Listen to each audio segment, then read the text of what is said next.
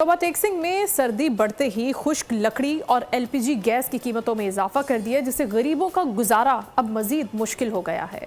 टेक्सिंग में मौसम सरमा शुरू होते ही खुश्क लकड़ी महंगी कर दी गई। 1200 से 2000 रुपए मन तक फरोख्त की जाने लगी। एलपीजी गैस का घरेलू सिलेंडर 3400 रुपए तक पहुंच गया। महंगी गैस का मुतबादिल ईंधन लकड़ी भी शहरियों की पहुंच से दूर होने लगी। गरीबों का चूल्हा ठंडा पड़ गया। शहर में गैस प्रेशर में कमी और लोड शेडिंग के बायस शहरी लकड़ी जलाने पर मजबूर है। दूसरी जानिब तंदूर और होटल मालकान ने भी लकड़ी महंगी होने पर रोटी की कीमत बढ़ा दी है। जिन जगह पे गैस नहीं है वो सार्फिन लकड़ी का इस्तेमाल करते हैं और लकड़ी की कीमत भी बहुत ज़्यादा हो चुकी है। अगर ये लोड शेडिंग हो रही है तो उन्होंने एलपीजी की कीमत बढ़ा देनी है और उसके अलावा लकड़ी की कीमतें बढ़ा देते हैं और ये मतलब उससे ज़्यादा जो है एलपीजी से महंगी लकड़ी मिलती है। शहरियों ने हुक्काम बाला से मुतालबा किया है लकड़ी और एलपीजी की बढ़ती कीमतों को कंट्रोल किया जाए।